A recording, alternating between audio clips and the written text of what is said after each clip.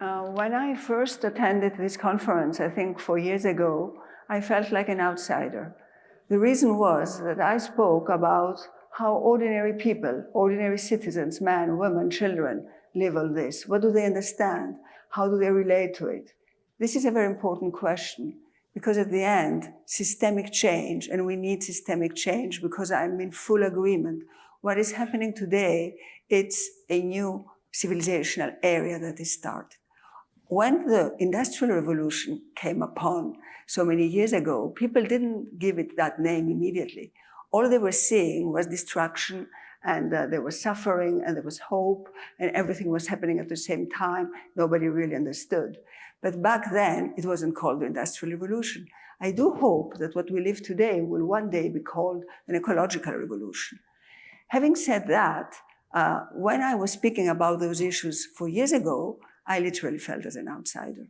Today, I feel like an insider. And the reason is a very different approach that the European Union, and particularly Ursula von der Leyen, has implemented for her new project that she announced last year at the State of the Union conference last September, called the New European Bauhaus. Let me just use the word NEB, because it's easier than to repeat every time New European Bauhaus. So what this is all about, the New European Bauhaus, the NEB, is designed to remind us that there is somebody, an elephant in the climate room that we don't see, and that is our built environment. That is the way we build our cities, the way we build infrastructure, the materials we use, the way that we are surrounded by urban growing cities that leave less and less space to nature. So the New European Bauhaus was announced in September, and then immediately after, the process began. And the process was a co-design process. And what happened is that Mrs. von der Leyen and her team decided to find 17 or 18 citizens, not only from Europe, actually. We have a Japanese architect who is specialized in wood, and an Indian activist who is working with women in slums all over India. And I was privileged to be selected as one of those 18 citizens to co-design the New European Bauhaus. Now, what's the outcome of it? The outcome was announced again just a year later, a few weeks ago, by Ursula von der Leyen in her State of the Union speech of 21. And it is really a very innovative project. Not only because it was co-designed, not only by our small group, but also by hundreds and hundreds of partners who got involved in the conversation and gave contributions from all over Europe and actually from all over the world. It has started as an innovative project in its design phase, and it brings a few very new elements to the conversation.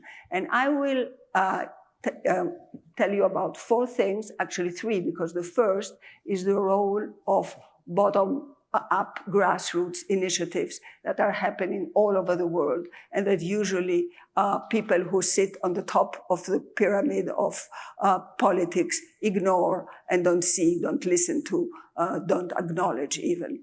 So the idea is that we need, and of course, top-down policies. I wouldn't deny that in this assembly for sure, and nowhere would I deny it, but we need also to recognize and acknowledge the grassroots capacity of what's happening from society. So the little word that will drive what I have to say is the word and. It's not the time for either or, it is the time for and. So let me give you 3 other ands that we need and that came out from the work we did with the NEB. The second and is that when I started talking about it in Brussels, when I was selected, and I started asking people how they felt about this project, I always was confronted with the same question. Explain me something. Is this a Green Deal? Is this an ecological project? Or is this a cultural project? And the answer was both, of course, both. But that seemed to be literally revolutionary for Brussels as we know it today. So I would say it's even more than just ecological and cultural. It's also a social project, because the 3 words that you find with the NEB, and if you go in the site, you will see them immediately, is sustainable, beautiful, together. And the together, of course, is the social element. And finally, we could even say that it is even more than that, because it is also an educational project, of course. Without education to change the mindset of architects, designers, people who are in the built environment involved every day, corporate sector, it won't work. And it is also a digital project, of course, because without that, it wouldn't work either. Now, my second end is precisely starting with the digital transformation of Europe. Everybody knows that we have to go down that road, and those who today are, I would say, technophobic, and unfortunately there are too many of them, we can see it with the vaccine difficulties we have, are literally going in the wrong direction. But we need another end. And the other end is that there is another type of technology, maybe low-tech technology, maybe technology that is connected to ancient knowledge, to ancient wisdom, in crafts, in building. All over the world, people are experimenting today with what we at the World Human Forum like to call the other AI, ancestral intelligence. Of course, we need artificial intelligence, no doubt about that. We are not afraid of it. We won't succeed without it. But we need it combined with ancestral intelligence.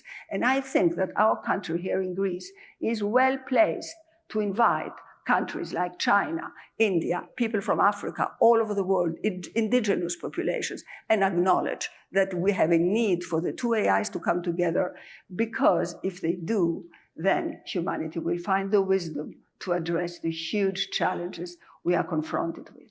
And my final end is local, global, both, of course, both. There is no way to say it differently. The narrative we need about the challenges the planet is facing has to be a global narrative. It has to be shared by everybody. It concerns a child that lives in a village in Africa, a woman that lives in a slum in India.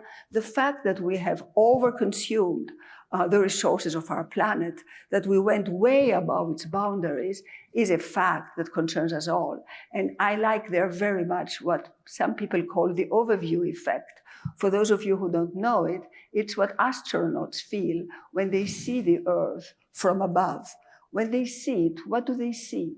A fragile ball of life in the middle of nothingness. It's dark and there is a little ball of light, and that is our planet Earth. And for that narrative, we need a unifying global narrative. But then, when it comes to the solutions, we have to go down to the neighborhoods, to the communities, to the villages, because ownership has to be there by people. It won't happen unless people feel co-responsible, feel ownership, feel concerned, unless it becomes theirs. So in the end, for me, the NEB, I like to call it like that, maybe it can stand for New European Beginning. And I'm glad it starts in Europe. Thank you.